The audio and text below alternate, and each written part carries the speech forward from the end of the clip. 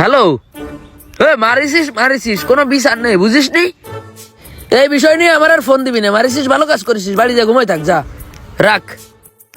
শেখর ভাই, আরে আজকে গেলাম সে একটা মিটিং এ, মিছিল মিটিং এ গেছি।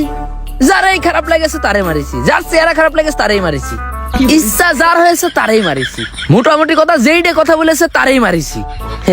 পাওয়ার আমার তো মোটামুটি ভালোই ভাই, পদমদ অনেক কিছু পাইছি তো, মোটামুটি কথা ভালোই হচ্ছে, দিনকাল ভালোই যাচ্ছে। এখন কি শার্ট মার্ট কি আছে ভালো? যা আছে এই আছে ভাই। ওই কালো শার্টটা আমার গায়ে হবে না ভাই? না, ওই শার্টটা সাইজ হবে না ভাই। সাইজ নেই?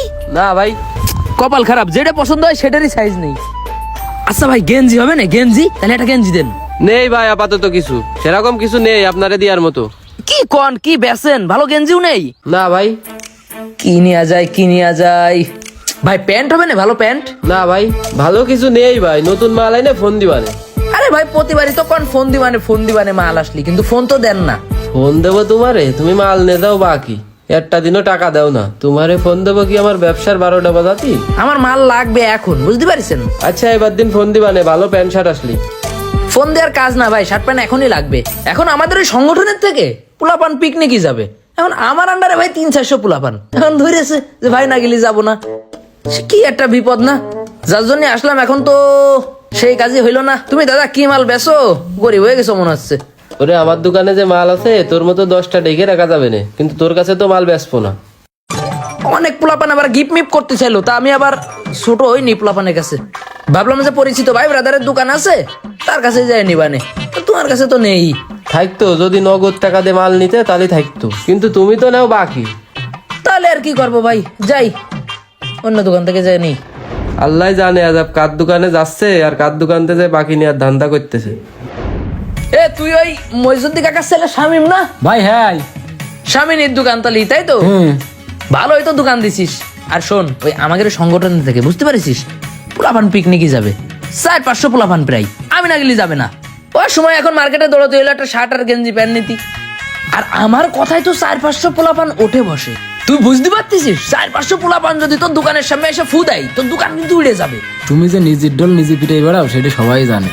আরে ভয় পাইস নে, তোর দোকানে কেউ ফু দেবে না, তুই আমার ভাই ব্রাদার না, ভয় পাইস নে। এখন একটা শার্ট, একটা প্যান্ট, একটা গেঞ্জি দিবি সুন্দর দেখে। ভাই সকালবেলা দোকান খুলেছি, এখনো বউনি হয়নি। ওরে পাগল, বউনি করিসনি তাতে কি, আমি টাকা দিচ্ছি তো পাগল, দে। কি রে, ওই বয়ান বাস টাকা দিয়ে শার্ট প্যান্ট কিনতেছে মনে হচ্ছে। আমি তো বাকি নেবে বিলে মালই দেখালাম না, এখন যদি নগদ টাকায় মাল নেই তাহলে তো সব আমার লস।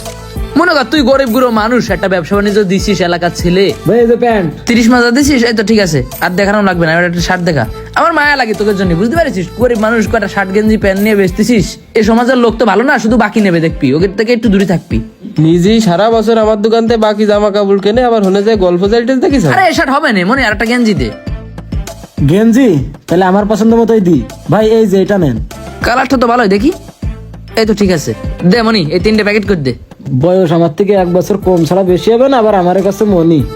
আরে দে, আমি নিজেই ভরে নিচ্ছি, এসব আমি আবার পারি। আমি গরিব মানুষ হলে তো এরকম একটা দোকানে দিয়ে আমি খাতাম, তাই অভ্যাস রাখা ভালো। এমন কয় টাকা দেবো ভাই? 1500। 1500? কি রে, ও কি সত্যি সত্যি নগদ টাকাতে জামা কাপড় কিনতেছে?